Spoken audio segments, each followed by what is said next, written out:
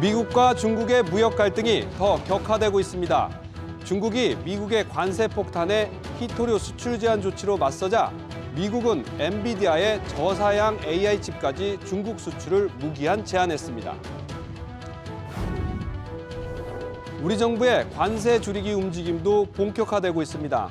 한덕수 대통령 권한대행은 협상 카드인 조선업을 점검했고 최상목 경제부총리와 안덕근 산업통상부 장관이 이르면 다음 주 나란히 방미해서 본격적인 협상에 나섭니다. 한국은행이 이달이 아닌 다음 달 기준금리 인하에 나설 것으로 점쳐지고 있습니다. 금리 인하가 지연되는 가운데 금융지주는 올해도 사상 최대 실적을 기록할 것으로 전망됩니다. 유력 대권 주자들의 대선 레이스가 본격화되고 있습니다. 여야 유력 주자들은 경제 위기 속 성장을 앞세우며 각기 차별화된 경제 공약들을 내놨습니다.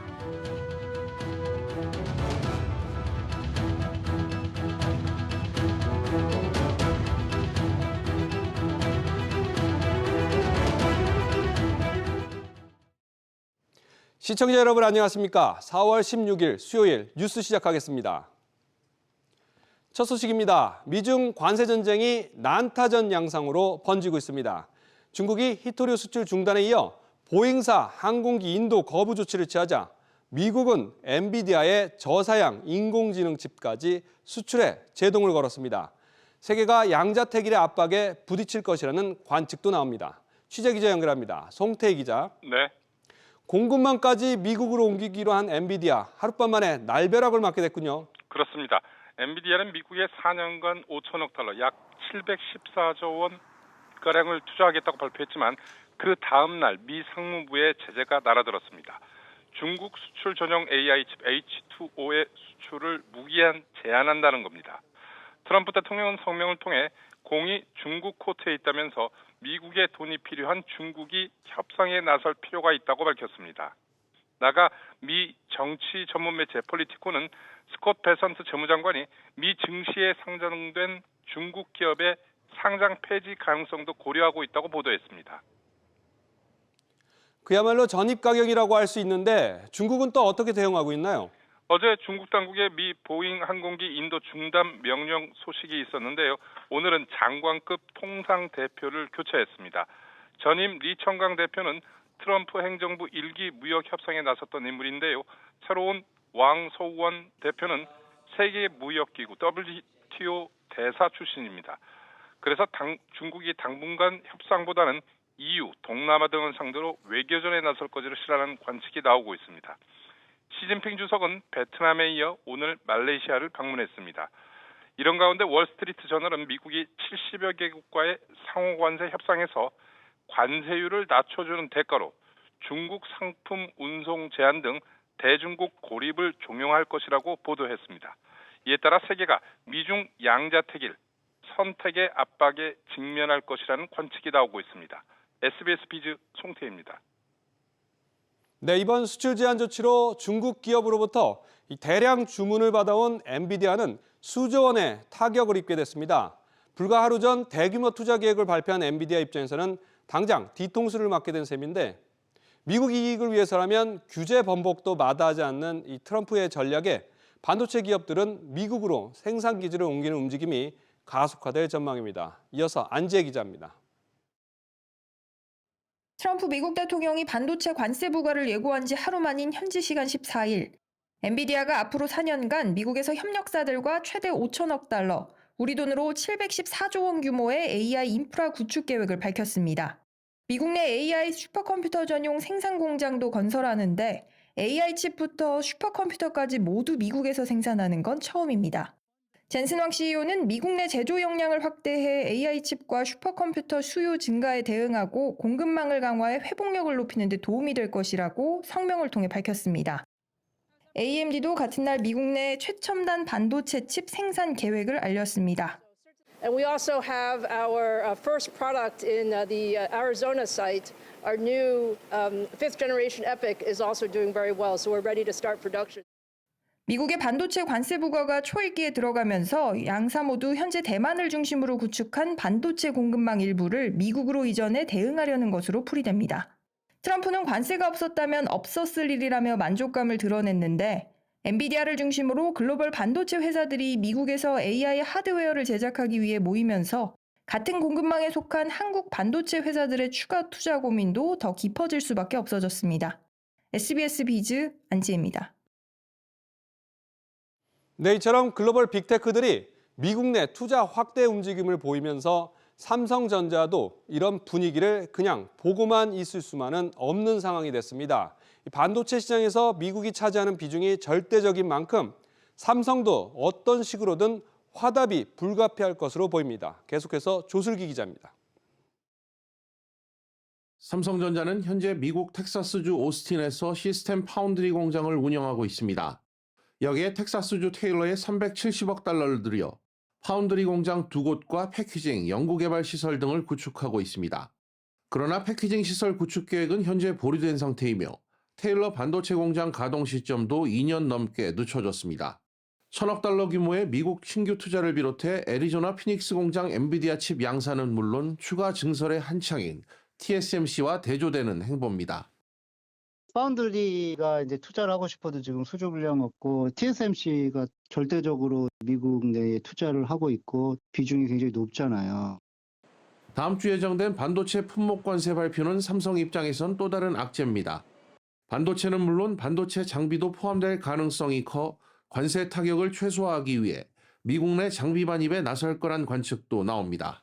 그러나 수주 없이 이루어지는 이러한 움직임은 실익이 떨어질 수밖에 없어 구체적인 실행 시점이나 범위는 정부 협상 추이에 따라 달라질 수 있습니다. 우리가 굳이 그렇게 미국의 흔들림이라든지 압박에 순서 100% 우리만 저자세로 갈 필요는 없다. 삼성전자가 만드는 다른 전자제품에 붙을 관세와 반도체 품목 관세 비율을 어떻게 협상할지에 대한 고민도 필요해 보입니다. SBS 비즈 조슬기입니다. 네, 이렇게 우리 기업들이 난처한 상황에 놓인 가운데 미국이 부과한 관세를 해소할 대책을 마련하기 위해서 정부도 연일 산업계와 만나고 있습니다. 한덕수 대통령 권한대행이 오늘 미국과의 중요 협상 카드가 될 거라 점쳐지는 조선업계를 찾았고 최상목 경제부총리와 안덕근 산업부 장관은 다음 주에 미국으로 건너가 협상에 나섭니다. 이 내용은 유정현 기자가 전해드립니다.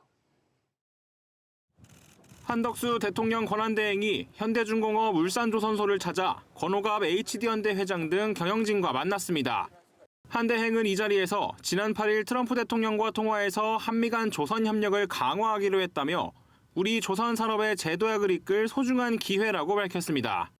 미국 정부는 높은 점유율을 차지하고 있는 중국 조선업을 견제하고 낙후된 미국 조선업을 부흥시키려는 의지를 동시에 갖고 있습니다. 일단 그전까진 우호국의 선박을 이용하는 쪽으로 가닥을 잡았습니다. We have countries that do very well at building ships, and we'll be dealing with those countries, and we may be ordering top-of-the-line ships from those countries. 당장 최상목 부총리 겸 기획재정부 장관이 다음 주 미국을 찾아 스콧 베선트 미국 재무장관과 만날 계획입니다. 안덕근 산업통상자원부 장관도 다음 주 방미 계획을 잡았고 정부는 제이미슨 그리어 미 무역대표부의 방한 일정도 조율 중입니다. 이 자리에서 한국과 미국의 조선업 협력이 구체화될 가능성도 있습니다. 한국이 미국에서 직접 선박을 건조하는 그런 식이 될 수 있을 것 같고요. LNG 선박이나 북극의 쇠빙선 같은 것들도 건조해 주거나 같이 기술을 전수해 주거나 다양한 방법이 있을 수 있습니다. 미국이 중국 선박에 대한 입항 수수료까지 검토하면서 우리 조선업계가 추가적인 반사 이익을 얻을 거란 분석도 나옵니다. SBS 비즈 유정현입니다. 네, 이렇게 우리 경제의 대내외적 어려움 속에서 기준금리를 결정하는 한국은행 금융통화위원회가 하루 앞으로 다가왔습니다. 시장에서는 금통위가 이번에는 기준금리를 현 수준으로 유지하고 다음 달에나 내릴 것이란 관측인데 그 이유가 뭔지 이한나 기자가 짚어봤습니다. 국제유가가 한 달 새 7% 내리면서 지난달 수입물가가 0.4% 떨어졌습니다. 떨어진 수입물가는 시차를 두고 소비자 물가 하락 요인으로 작용할 것으로 보입니다. 기준금리 결정의 관건으로 떠오른 환율도 안정세로 돌아섰습니다. 지난주 1,480원을 넘어서며 1,500원 선을 눈앞에 뒀던 달러원 환율은 달러 약세가 가속화되며 1,420원대까지 내려왔습니다. 물가와 환율이 진정세를 보이고 있지만 내일 한국은행 금융통화위원회에서 기준금리를 유지할 것이란 관측에 무게가 실리고 있습니다. 앞선 금통이 2월 달에 기준금리가 인하가 이미 됐었고 지난 3월 달에 부동산 시장이 한번 급등을 하는 같은 금융 불안 요인들이 내재돼 있기 때문에 이번 달에는 금리를 동결을 하고 다음 달 금리 인하가 이루어질 것으로 저희는 예상을 하고 있습니다. 다만 경기 부진 심화에 인하할 것이란 예상도 나옵니다. 미국이 우리나라에 대한 상호 관세를 유예하고 협상 여지를 남겼지만 주요 무역국인 미중 무역 마찰은 수출 중심의 국내 경제에 타격이 불가피하기 때문입니다. 상호 관세 충격이 조금 유예된 부분들이 있긴 하지만 결국 국내 수출 경기 자체가 관세에 노출된 상황들이기 때문에 국내 경기의 추가적인 하방 압력 자체가 상당히 좀 커질 수 있다라는 부분이 금리 인하의 주된 배경으로 좀 생각을 하고 있고요. 글로벌 투자은행 모건 스탠리 역시 관세 불확실성 장기화를 예상하며 우리나라의 올해 경제 성장률 전망치를 1.2%에서 1%로 낮췄습니다. SBS 비즈 이한나입니다. 이렇게 기준금리 인하가 지연되는 사이에 금융주주의 이자 장사를 배경으로 한 사상 최대 실적 행진은 꺾일 줄 모르고 있습니다. 지난해도 최대였는데 올해는 더 좋을 수 있다는 전망입니다. 상생 압력도 더 거세질 것으로 예상됩니다. 정동진 기자, 올해 1분기 실적 얼마나 좋을 걸로 예상되나요? 네, 오늘 금융정보업체 FN가이드에 따르면 4대 금융지주의 올 1분기 순이익 전망치는 4조 8,858억 원입니다. 이는 지난해 1분기 실적 대비 13.8% 높습니다. 이 가운데 KB금융의 전망치는 1조 5,806억 원입니다. KB금융은 지난해 초 홍콩 H지수 주가연계증권 손실과 관련해 8,600억 원이 넘는 충당부채를 인식하면서 1조 632억 원의 순이익을 기록했는데요. 올 1분기에는 ELS 사태의 기저효과로 순이익이 50% 가까이 증가할 것으로 전망됩니다. 이외에도 신한금융은 지난해보다 9.1% 오른 1조 4,711억 원, 하나금융지주는 지난해보다 2.1% 오른 1조 637억 원의 순이익을 기록할 것으로 보이고요. 은행 의존도가 90%에 달하는 우리금융만은 지난해 동기 대비 8.2% 감소한 7,704억 원의 순이익을 기록할 것으로 전망됩니다. 올해 전체 실적은 어떤가요? 네, 지난해에 이어 사상 최대 실적을 경신할 것으로 관측됩니다. 4대 금융지주는 올해 연간 총 17조 6,197억 원에 달하는 순이익을 거둘 것으로 전망되는데요. 이는 고금리와 경기 불황 속에 기록한 지난해 실적보다 6.6% 높습니다. 오는 6월 조기 대선을 앞두고 경기 불황 속 금융지주들의 실적 잔치가 이어질 경우 정당을 막론하고 금융권에 대한 상생 압력이 더 커질 것으로 보이는데요. 지난 2월에는 이재명 전 더불어민주당 대표가 그리고 이달 9일에는 국회 정무위원회 소속 국민의힘 의원들이 주요 시중은행장들을 만나 소상공인과 자영업자에 대한 상생금융 역할을 당부한 바 있습니다. SBS 비즈 정동진입니다. 저축은행의 고금리 대출이 부담이 돼서 이자가 좀 더 낮은 은행 대출로 갈아타고 싶지만 이게 말처럼 쉽지는 않습니다. 소득 대비 대출 상환 능력을 따지는 총부채 원리금 상환 비율 DSR을 이 저축은행보다 은행이 더 엄격하게 따지기 때문인데요. 이를 완화하는 조치가 나왔습니다. 이한승 기자. 네, 이한승입니다. DSR을 완화해 준다는데 이게 어떤 의미인가요? 네, 은행과 저축은행은 차주 단위 DSR 규제 비율이 다릅니다. 은행은 40%, 비은행인 저축은행은 50%로 차등화돼 있는데요. 이로 인해 저축은행 차주가 은행 대출로 갈아타고 싶어도 거절될 가능성이 있습니다. 그런데 금융위원회가 오늘 신한저축은행 차주가 신한은행으로 대환할 때 규제 특례를 주는 것을 혁신금융서비스로 신규 지정하면서 대환이 가능해졌습니다. 만약 신한저축은행 차주의 DSR 수준이 45%로 은행권 규제 비율인 40%를 넘더라도 신한은행으로의 대환이 허용되는 겁니다. 그럼 꼭 신한저축은행이 아니라도 신한은행으로 대출 갈아타기가 가능한 건가요? 아닙니다. 이번에는 신한저축은행에서 신한은행으로 대환하는 경우만 허가해줬는데요. 금융위가 이번 서비스로 인한 효과 등을 면밀히 파악한 후에나 다른 금융지주로의 확대 여부를 고민하게 될 것으로 보입니다. 그럼에도 저축은행 고금리 차주가 시중은행 저금리 대출로 갈아탈 수 있다는 점에서 이자 부담 완화가 기대되고요. 은행 입장에서는 저축은행 고객이 같은 금융지주 내 은행으로 옮겨지면서 고객을 다른 회사에 뺏기지 않을 수 있다는 장점이 있습니다. 다만 DSR 규제의 예외가 되는 만큼 금융사가 대출 규제 우회 여부 등을 분기마다 금융감독원에 보고하도록 했습니다. SBS 비즈 이한승입니다. 계속해서 다음 소식들 전해드리겠습니다. 취업을 시도조차 하지 않고 그냥 쉬었다는 청년들이 50만 명에 육박했습니다. 장기 불황 속에 취업문이 더 좁아진 데다가 그마저도 경력직 위주로 채용이 늘고 있기 때문입니다. 정부가 청년들이 가고 싶어하는 기업들과의 연계를 확대하는 등의 청년 일자리 대책 마련에 나섰습니다. 서주영 기자입니다.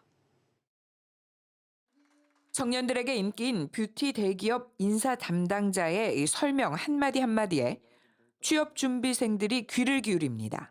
기업에서 경력이 있는 사람을 좀 더 선호하는 느낌이 강해서 저희같이 경력이 아직 쌓지 못한 사람들은 그런 부분에 대해서 좀 자신감이 부족해지거나 기업에 대한 눈높이가 다 높은 것 같아가지고 글로 다 몰리잖아요. 거기에 안 되면은 거기에 이제 다 떨어지면은 좀 무기력해져서 쉬는 분들도 계시고.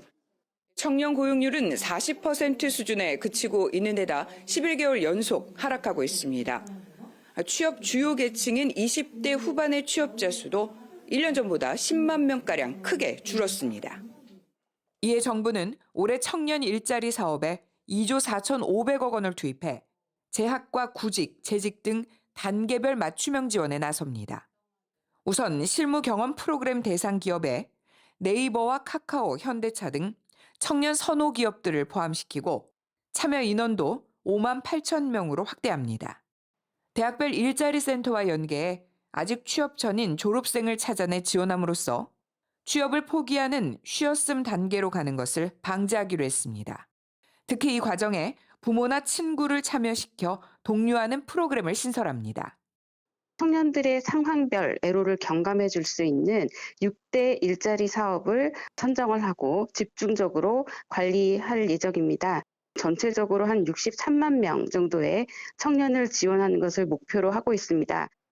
다음 달에는 외국계 기업들이 참가하는 글로벌 탤런트 페어를 개최해 청년들의 해외 취업 기회도 넓힐 계획입니다. SBS 비즈 서주연입니다. 이 같은 우리 경제의 불황 앞에서 유력 대선 주자들은 잇따라 성장을 앞세운 경제 비전을 내놨습니다. 부동산 정책에 대해서는 여야 모두 정부 개입을 최소화하는 작은 정부를 표방했는데요.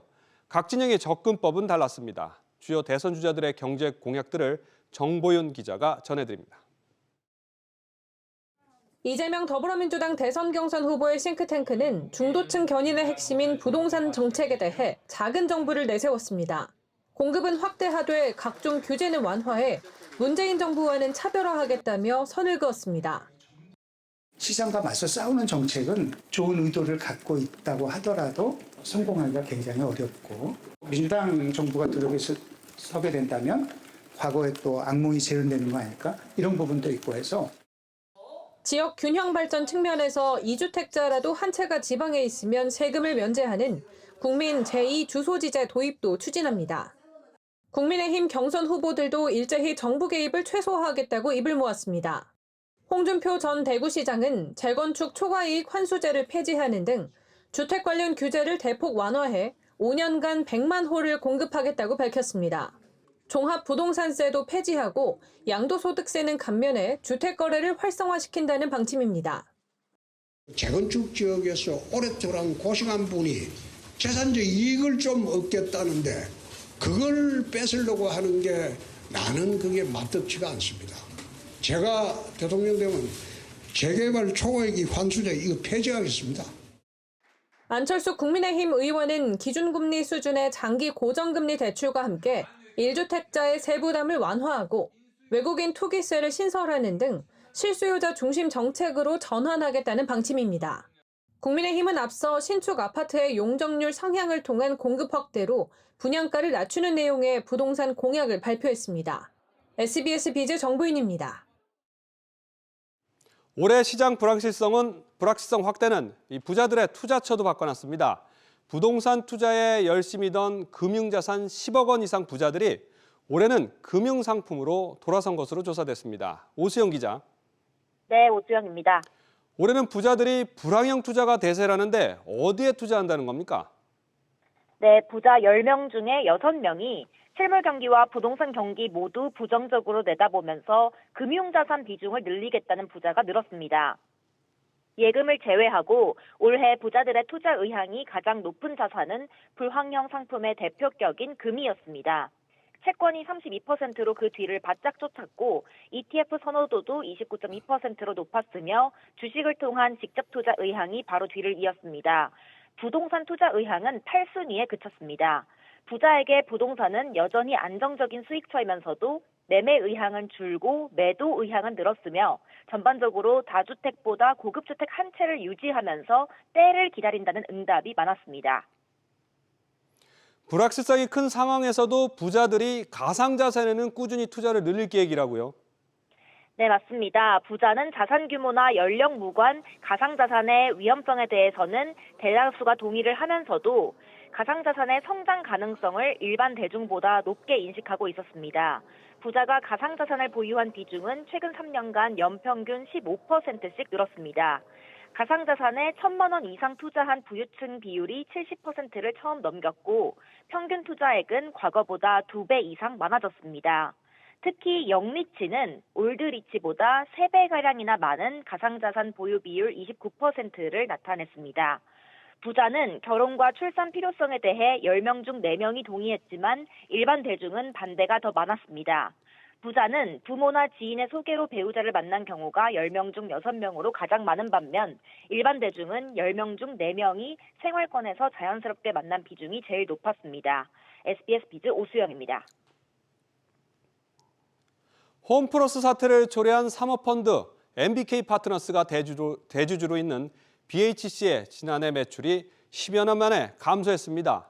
치킨업계 3사 가운데 유일하다고 하는데 사모펀드가 투자금 회수를 위한 이윤 극대화를 목적으로 하다 보니까 정작 회사의 성장에는 소홀하다는 지적이 나오고 있습니다. 정대한 기자의 보도입니다. BHC의 연매출이 감소한 건 지난 2013년, 11년 만에 처음입니다. 지난해 매출 5,127억 원으로 치킨업계 1위 자리를 지키긴 했지만 2위 BBQ와의 매출 격차가 불과 1년 만에 600억 원대에서 95억 원으로 좁혀졌습니다. 매출이 줄었음에도 주머니는 더 두둑해졌습니다.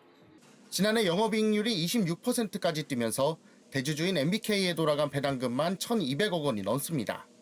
이렇게 BHC가 MBK에 지급한 배당금은 5년 동안 모두 5,303억 원으로 같은 기간 BHC 전체 영업이익의 80%에 육박합니다.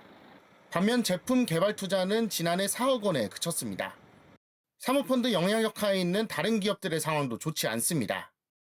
VIG 파트너스가 인수한 생활용품 브랜드 쿤달의 운영사 더스킨 팩토리의 영업이익은 지난해 13% 넘게 감소했습니다. 특히 기업의 실질적 수익성 지표인 영업활동 현금 흐름은 77억 원에서 3억 원으로 쪼그라들었습니다. 밀키트 시장 1위인 프레시지도 홍콩계 사모펀드 앵커PE에 넘어간 뒤 재무 상황이 악화일로입니다. 지난해 매출은 23% 감소했고 적자는 300억 원대로 불어났습니다. 사모펀드의 순기능은 시장을 청산하거나 M&A 하는 좋은 기능이 있지만 기업을 인수해서 성장시키고 발전시키기보다는 본인들이 투자한 자금을 빼가는 이런 재무적 투자자에 더 관심이 많다. 델성부는 국내 회사들을 사들여 이익만 취한 뒤 팔아넘기는 사례가 잇따르면서 사모펀드의 경영 참여를 규제해야 한다는 목소리가 커지고 있습니다. SBS 비즈 정대한입니다. 코스피가 외국인 매도세에 어제보다 1.21% 내린 2,447선에서 거래를 마쳤습니다. 코스닥 지수도 1.8% 하락하며 사흘 만에 다시 700선이 붕괴됐고 오후 5시 40분 기준 애프터마켓 종목들은 한국거래소 종가에 비교해 0.06% 오른 채 거래되고 있습니다. 1,426원 선에서 주간 거래를 마쳤던 달러원 환율은 같은 시간 1,422원 선을 기록하고 있습니다. 안녕하세요. K웨더 라이프스타일 예보 신지수입니다. 목요일인 내일도 한낮엔 따뜻하겠고 일교차가 크겠습니다. 아침 기온은 서울 14도, 전주가 15도로 시작해 낮 기온은 서울 23도 보이겠고요. 전주는 26도까지 오르는 등 일부 지역은 초여름 더위를 보이겠습니다. 내일 새벽부터 오전 사이 중부지방 곳곳으로 비가 내리겠습니다. 수도권과 강원 영서, 충청 북부에 5mm 안팎으로 오겠는데요. 비는 아침에 대부분 그치면서 이후로는 전국이 대체로 구름 많거나 흐리겠습니다. 다음은 자세한 지역별 날씨입니다. 중부지방 아침 기온 수원 14도, 대전 15도로 출발해 낮 기온은 수원 23도, 대전 26도 보이겠습니다. 동해안 지방은 속초 아침 기온 13도, 낮 기온은 17도 예상됩니다. 남부지방은 광주 아침 기온 15도, 대구 13도 보이겠고요. 낮에는 광주 25도, 대구 23도 보이겠습니다. 물결은 서해와 동해상에서 최고 3m로 높게 일겠고 남해상도 최고 2.5m로 약간 높게 일겠습니다. 금요일 영동을 제외한 중부를 중심으로 비가 내리겠고요. 주말과 다음 주 화요일 전국 대부분 지역에 비가 내리겠습니다. 날씨였습니다. 오늘 저희가 준비한 소식은 여기까지입니다. 시청해주신 여러분 고맙습니다.